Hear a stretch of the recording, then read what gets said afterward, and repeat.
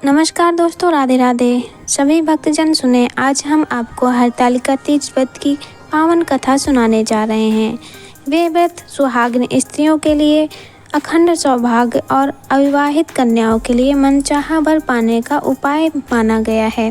इस दिन माता पार्वती और भगवान शिव की पूजा का विशेष महत्व है।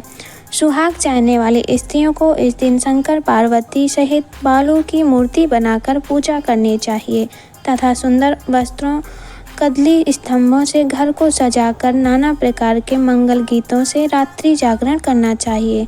समस्त सुहागन सामग्री पार्वती जी को तथा धोती अंगोछा शिव जी को चढ़ाया जाता है। फिर 13 प्रकार के मीठे व्यंजन बनाकर उस पर रुपए रखकर वायना लिखकर सासू जी के पैर छूकर दिए जाते हैं। पूजन के बाद कथा सुने। इस व्रत को करने वाली स्त्रियां पार्वती के समान सुखपूर्वक पति स्मरण करके शिवलोक को जाती हैं। चलिए शुरू करते हैं कथा।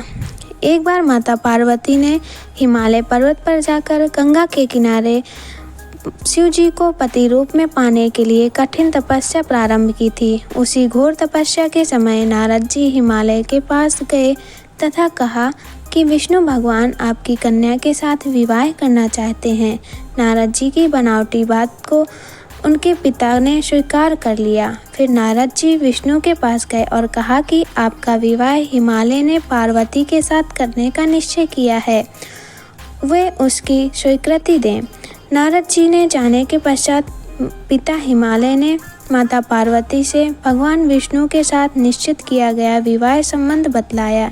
यह बात सुनकर उन्हें अत्यंत दुख हुआ। एक सखी के द्वारा दुख का कारण पूछे जाने पर उन्होंने कहा कि मैं इधर भगवान शंकर के साथ विवाह करने के लिए कठिन तपस्या कर रही हूँ, उधर हमारे पिताजी विष्णु जी के साथ संबंध करना चाहते हैं। तुम मेरी सहायता करो, अन्यथा मैं प्राण त्याग दूंगी।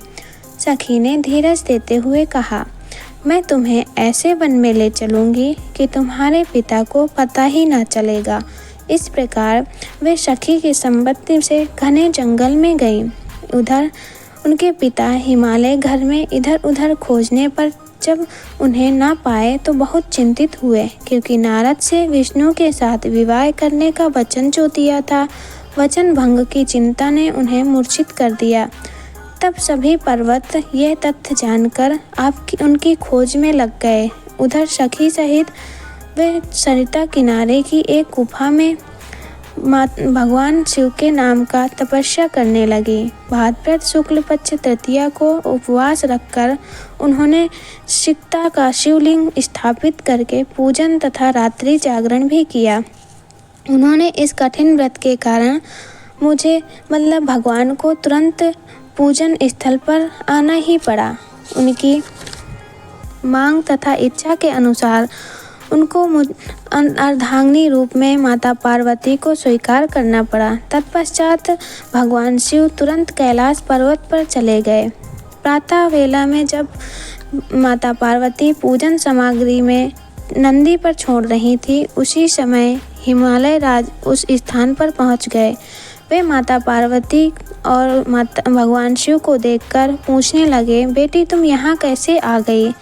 तब माता पार्वती ने बताया कि विवाह वाली बात सुना दी। वे उन्हें घर बुला लाए। तब शास्त्र विधि से माता पार्वती और शिव जी का विवाह हुआ। हरतालिका व्रत का नामकरण सखी द्वारा हरि जाने पर इसका हरतालिका पड़ गया। शंकर जी ने पार्वती से यह भी बताया कि जो स्त्री इस व्रत को परम श्रद्धा से करेगी, उसे तुम्हारे सम्मान ही अचल सुहाग मिलेगा। इस व्रत को करने वाली स्त्रियां माता पार्वती के समान अखंड सौभाग्य प्राप्त करती हैं। इसलिए हर साल भाद्रपद मास की शुक्ल तृतीया को हरतालिका तीज व्रत मनाया जाता है। इस दिन सुहागिन स्त्रियां निर्जल रहकर भगवान शिव और माता पार्वती की पूजा करती हैं और अपने दाम्पत्य जीवन की सुख समृद्धि की कामना करती हैं। कथा सुनने मात्र से ही सभी पापों का नाश होता है और घर में सुख शांति का वास होता है। तो दोस्तों, कैसी लगी आज की ये कथा? अगर अच्छी लगी हो तो वीडियो को लाइक, चैनल को सब्सक्राइब करना ना भूलें। धन्यवाद। हर हर महादेव।